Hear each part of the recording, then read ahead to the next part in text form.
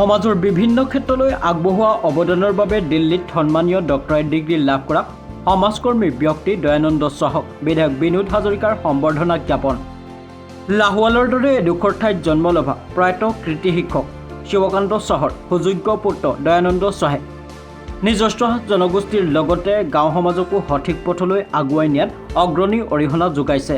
শিক্ষা সংস্কৃতিৰ ক্ৰিয়াৰ দিশত লাহোৱালক এক সুকীয়া মঞ্চ গ্ৰহ দিয়াৰ চাহে নিৰবিচ্ছিন্ন ভূমিকা গ্ৰহণ কৰি আহিছে। লাহোৱালত শক্তিশালী শৈক্ষিক ভেটি গঢ়ি তোলাত চাহৰ ভূমিকা অতুলনীয়। সমাজৰ উৎকৰ্ষ সাধনত আগবঢ়োৱা অৱদানৰ বাবে দিল্লীত NCR কুণ্ডলৈ দয়ানন্দ চাহক সন্মানীয় ডক্টৰেট ডিগ্ৰী প্ৰদান কৰে। লাহোৱালৰ অভিজাত চাহ পৰিয়ালৰ সুযোগ্য সন্তান দয়ানন্দ চাহক আজি চাহৰ বাসভৱনত সন্মানীয় ডক্টৰেট ডিগ্ৰী লাভ কৰাত চাবুৱা লাহোৱাল বিধানসভাৰ বিধায়ক বিনোদ হাজৰিকাই চাহক আনুষ্ঠানিকভাৱে সম্বৰ্ধনা জনায়। কেনে অনুভৱ আজি বিধায়কে আপোনাক মৰম যাচিছে? হয়, আচলতে আজি মনটো খুবেই ভাল লাগিছে। আমাৰ বিধায়ক মহোদয় বিনোদ হাজৰিকাদেৱ তেখেতৰ যি বহুমূলীয়া সময় আমাৰ ঘৰত পদধূলা দি যি ধৰণে সম্বৰ্ধনা জনাইছে আৰু তেখেতে যি ধৰণে দায়িত্ব বঢ়াই দিছে, আজিৰ পৰা যি দায়িত্ব আছিল আৰু তেখেতৰ যি ভাগ্য লাগিছে যেন আৰু ভৱিষ্যতে সমাজখনৰ হকে কাম কৰি যোৱাত উৎসাহ পালোঁ। আৰু প্ৰতিটো ক্ষেত্ৰত ল'ৰা ছোৱালী পঢ়া শুনাৰ পৰা লৈ খেলা ধূলাৰ পৰা লৈ প্ৰতিটো ক্ষেত্ৰতে এই অঞ্চলটো উত্তৰোত্তৰ উন্নয়নত সদায় সময় দিম বুলি মোৰ ফালৰ পৰা প্ৰতিশ্ৰুতি দিম। বিশেষকৈ বহুত কৰণীয় কাম আছে লাহোৱাল সমষ্টিটোৰ। এই সমষ্টিটোৰ ক্ষেত্ৰত যিখিনি কৰণীয় কাম আছে এই কাম কাজখিনিত আপুনি কেনেদৰে আগবাঢ়িব?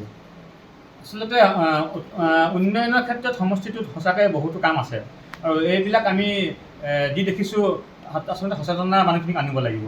মানুহ যেতিয়া সচেতনতা হ'ব তেতিয়া উন্নয়নো আহিব আৰু শিক্ষাৰ পৰা লৈ অন্যান্য আৰ্থিক গাঁথনি যিটো আন্তঃগাঁথনি সকলোবিলাক উন্নয়ন হ'ব।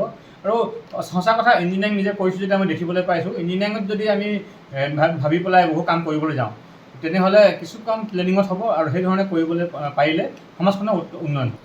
হয়, প্ৰথম কথা হ'ল তেখেতে এই সমাজখনৰ কাৰণে বিশেষকৈ মই লাহোৱাল সমষ্টি যেতিয়া 2021 আহিছিলোঁ সেই সময়ত দেখা পাইছিলোঁ যে তেখেতে এই সমাজখনৰ কাৰণে বহুত তেখেতৰ অৱদান আছে।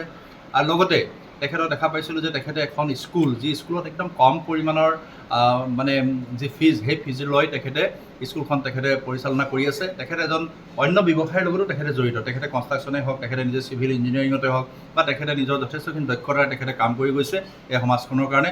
আৰু এই স্কুলখনৰ ফালৰ পৰা তেখেতে কিবা আনচোচ লোৱা নাই। তেখেতে মাত্ৰ এই স্কুলখনত আমাৰ সমাজৰ যিবিলাক চাহ শ্ৰমিকৰ পুত্ৰ কন্যাই হওক বা আমাৰ গাঁৱৰ কৃষকৰ পুত্ৰ কন্যাই হওক সেইবিলাকে অধ্যয়ন কৰিব পৰাকৈ তেখেতে এটা খুব কম এমাউণ্টত এই স্কুলখন তেখেতে চলাই লৈ গৈ আছে আৰু সমাজখনৰ কাৰণে তেখেতে সদায় যথেষ্টখিনি অৱদান আছে। আৰু এই সময়ত তেখেতে আমাৰ কাৰণে এটা গৌৰৱ কঢ়িয়াই আনিছে, যিহেতু দিল্লী ইউনিভাৰ্চিটিৰ পৰা ইতিমধ্যে তেখেতে এটা ডক্টৰেট ডিগ্ৰী লাভ কৰিছে। এইটো আমাৰ কাৰণে এটা খুব সৌভাগ্য আৰু গৌৰৱৰ বিষয়।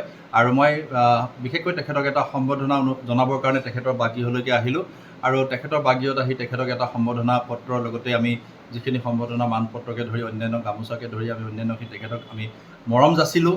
আৰু মই আশা কৰিছোঁ দয়ানন্দ চাহ ডাঙৰীয়া আৰু সমাজখনৰ কাৰণে কাম কৰি যাওক আৰু যাতে আমাৰ উঠি অহা প্ৰজন্মসকলে তেখেতৰ পৰা উৎসাহ পায়, তেখেতৰ পৰা এই উৎসাহে তেখেতে এই সমাজখনক আৰু আগুৱাই লৈ যাবলৈ সক্ষম হয়, তাকেই মই কামনা কৰিছোঁ।